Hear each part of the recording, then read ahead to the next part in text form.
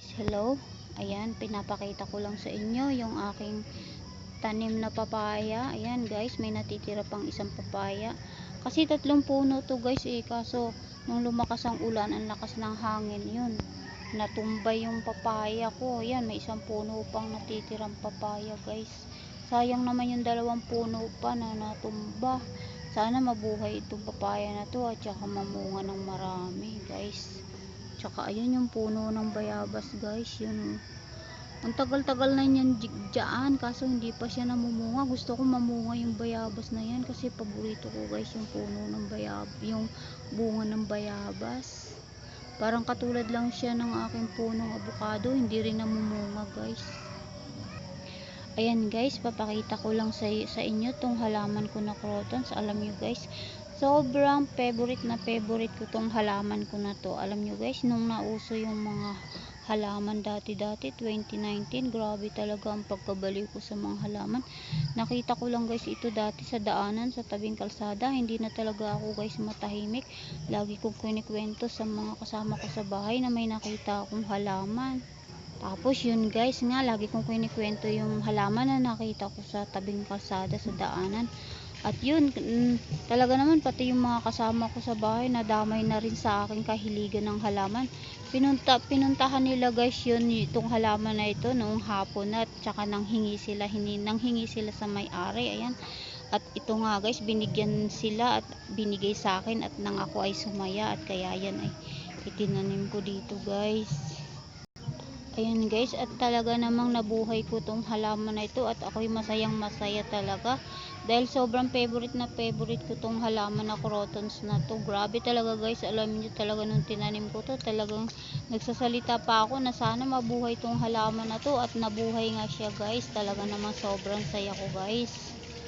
At ito pa nga guys, itong isang halaman ko na to, ito hindi ko guys makakalimutan to. Sobrang saya ko talaga guys nung nagkaroon ako ng halaman na to. Nakita ko to sa gilid ng bahay, sa may kalsada ako'y naglalakad, nakita ko to. Talaga namang pinuntahan ko guys yung may-ari. Talagang ako'y nagtao po sa kanilang bahay guys at kilala ko naman yung may-ari guys. Ayun, nanghingi ako ng halaman na to. Ayun nga guys, talaga namang nanghingi ako sa may-ari ng halaman na ito guys at ako'y pinutulan nila ng isang sanga nitong halaman na to. At sobrang saya ko guys, sobrang tuwa ako guys habang naglalakad ako guys. Talagang sobrang nagpapasalamat ako, pati kay Lord nagpasalamat ako guys dahil nagkaroon ako ng halaman na ito, dahil sobrang gandang-ganda ako talaga sa halaman na ito dati guys. Grabe talaga yung karanasan ko dito pag naaalala ko guys tong halaman na to. Grabe yung saya na naramdaman ko dito, sobrang natutuwa ako pag naaalala ko guys.